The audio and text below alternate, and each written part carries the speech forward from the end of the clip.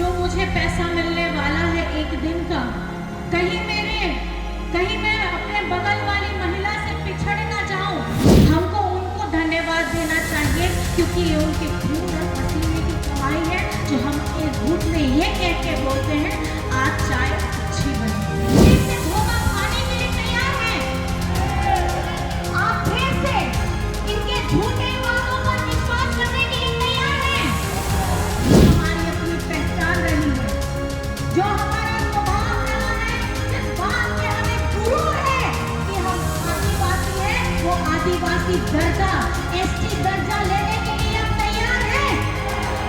आपके हाथ में जो ताकत है वो किसी के ताकत में नहीं है। तो ये थी कल्पना सोरेन, जहां मंच पे वो गरजी, वहीं फिर मीडिया से बात करते हुए उन्होंने कहा कि अभी तक जो है असम के आदिवासियों को हक नहीं मिला है, न एसटी के लाभ मिला है, न उनको घर में असर हुआ है। अगर जनता उन्हें मौका देती है तो यहाँ पर वो तमाम जो योजनाएं झारखंड में लागू हों, यहाँ पर 1000% लागू होंगी। क्या कुछ बोल रहे हैं कल्पना सोरेन, ज़रा सुनिए। हुआ है, लेकिन उसके बावजूद भी आप लोगों का प्यार, आप लोगों का समर्पण, आप लोगों का परिश्रम, मैं यही देख रही हूं कि इतनी बारिश में भी इतने घंटों से आप बड़े प्यार से हमारा इंतजार कर रहे हैं, जिसके लिए मैं दिल से आपको बहुत बहुत ज्यादा आभार प्रकट करना चाहती हूं, धन्यवाद करना चाहती हूं।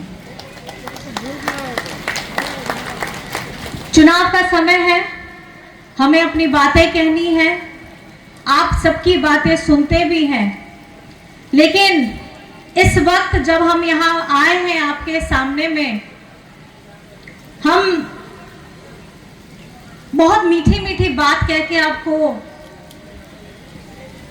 फुसलाना या कुछ ऐसा बोलना नहीं चाहते। हम आपको आपकी सच्चाई जो आप अपनी जिंदगी में जी रहे हैं वो हम आपको बताना चाहते हैं, जो हम लोगों ने महसूस किया है। आज हम जब यहाँ रास्ते में आते हैं, अभी हाल ही में कुछ दिन पहले मैं यहाँ पे चाय बागान में गई थी और रास्ते में भी मैंने इस बारिश में भी चाय बागान में महिलाओं को काम करते हुए देखा। इस बारिश में भी वो अपने परिवार के लिए, अपनों के लिए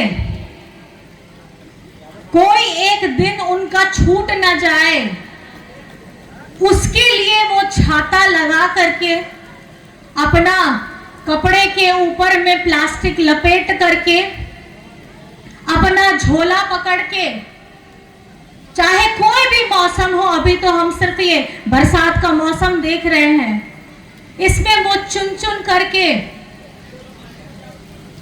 पत्ते चुनती है। वो हाथ से चुना हुआ एक एक पत्ता, वो एक एक डाली से जो उस पत्ते को बुनती है, चुनती है, वो चुनने का मतलब है कि वो अपने बच्चे की रोटी के लिए अपनी मेहनत से एक एक तार को जोड़ रही है। और एक ही साथ में, एक हाथ नहीं, दोनों हाथों का इस्तेमाल करते हुए, क्योंकि उसके अंदर में उसको एक समय सीमा दी गई है कि इतना वजन आपको तोड़ करके निकालना है, तो उसकी हाथों की जो रफ्तार होती है वो ज्यादा होती है। मतलब 1 सेकंड में, 5 सेकंड में, 10 सेकंड में, 30 सेकंड में, 1 मिनट में मैं जितना ज्यादा पत्ता तोड़ूंगी, आज कहीं मैं वो चूक न जाऊं, क्योंकि जो मुझे पैसा मिलने वाला है एक दिन का, कहीं मैं अपने बगल वाली महिला से पिछड़ ना जाऊं, क्योंकि जो मुझे अपने बच्चों के लिए रोटी लानी है, चावल लाना है, वो इसी कश्मकश में रहती है जब वो अपने पत्ते चुन रही होती है। आप लोगों के लिए ये एक समय सीमा को बांध के रखना और उस पे अपने आप को काम करना, सिर्फ ये चाय पत्ती की बात नहीं है। एक महिला जब सूरज नहीं उगता है उससे पहले जब उसकी नींद सोचती है तो वो किसके लिए सोचती है? वो अपने लिए नहीं सोचती है, वो अपने घर परिवार, अपने बच्चों के लिए सोचती है। उसका एक एक किया गया काम, उस चाय बागान में पहुंचने से पहले की गई तैयारी, अपने घर में गोबर लेपना, सफाई करना, सुबह उठ के चूल्हा जलाना, बाहर अंधेरा, घर के अंदर अंधेरा, लेकिन थोड़ा सा भात बनाना, सब्जी खाने के लिए मिले ना मिले आलू से ही काम चलाना,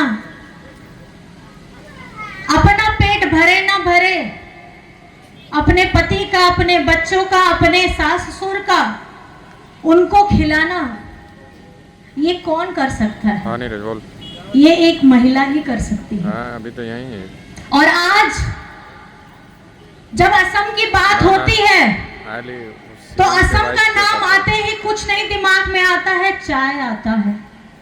और वो जो चाय हम पीते हैं शाम में, लेकिन देखी थी वो कर दो, पहला घूंट हम अपने गले के अंदर में डालते हैं, और जब हम बोलते हैं कि आज की चाय अच्छी बनी है, तो कहीं ना कहीं बगान में घंटों घर उसको चुन करके जिस महिला ने पूरी मेहनत के साथ में अपना पूरा शरीर गलाती है, पसीना में, बरसात में, आंधी में, तूफान में, हमको उनको धन्यवाद देना चाहिए, क्योंकि ये उनके खून और पसीने की कमाई है, जो हम एक घूंट में ये कह के बोलते हैं आज चाय अच्छी बनी है। ये आसाम को किसने बनाया है? मैं आप ही लोग से पूछना चाहती हूँ, किसने बनाया है? यहाँ के चाय बागानों का एक एक पौधा को अपने हाथों से गड्ढा खोद करके किसने उस पौधे को लगाया है? उस पौधे को, नन्हा सा पौधा को जब तक वो बड़ा नहीं हो जाता, उसकी पत्तियां जब लेने लायक नहीं हो जाती, उसको दिन रात सींचने का काम कौन करता है? और जब वो फलता है, वो फूलता है, और उसमें से जब वो पत्ता निकाल के अपने बच्चे, अपने भविष्य, अपने परिवार को समृद्ध करने के लिए उसका पत्ता चुनती है, तो उस पे हक किसका होना चाहिए? आज इस जमीन पे, इस असम की धरती पे, यहाँ की चाय की अर्थव्यवस्था को आगे बढ़ाने का काम किसने किया है? तो जब हर सवाल के जवाब में आदिवासियों का नाम आता है, मेरे पूछे गए एक एक सवाल में अगर आदिवासी का नाम आता है, तो यहाँ के हक, यहाँ के अधिकार और हमारा जो अपना स्टीकर दर्जा है, उसमें आदिवासी का नाम क्यों नहीं आता है? आज हम लोग झारखंड से आए हैं, मैं उड़ीसा की हूं। मैं जब उड़ीसा में थी, मैं आदिवासी हूं। मैं शादी कर गई, मैं झारखंड आई, मैं आदिवासी हूं। लेकिन जब हमारे आदिवासी भाई बहन यहाँ बरसों भर पीढ़ियों से रह रहे हैं, तो वो अपने आप को आदिवासी क्यों नहीं बोल पा रहे हैं? इसमें गलती किसकी है? हमारी गलती है? यहाँ पे सत्ता में बैठे लोगों की गलती है, जिन्होंने हमें सिर्फ मजदूर कहा है। हमारे माथे पे सिर्फ उन्होंने ये लिख दिया है कि ये मजदूर है, इनका कोई हक नहीं है, इनकी कोई पहचान नहीं है। ये लगातार अपनी परंपरा हम पीढ़ियों से आदिवासियों की निभाते आते हैं। जब एक बच्चा जन्म लेता है, उस बच्चे का जो भी नेक किया जाता है, वो हम आदिवासी परंपरा से करते हैं। वो बच्चा जब बढ़ता है, उसे हम सिखाते हैं कि ये हमारा पर्व है, इसको इस तरीके से करना है। उसकी सारी सभ्यता, उसकी परंपरा, उसकी जीवन शैली एक आदिवासी तरीके से होती है।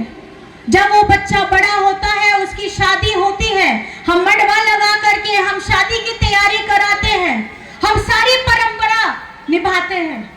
उसके बाद जब वो बड़ा हो जाता है, बुजुर्ग हो जाता है, जब अपना देह त्यागने लगता है, तो इसी जमीन की धरती में हम पूरी परंपरा के साथ, आदिवासी परंपरा के साथ निभा करके उन्हें विदा करते हैं। तो जब जीने से लेके मरने तक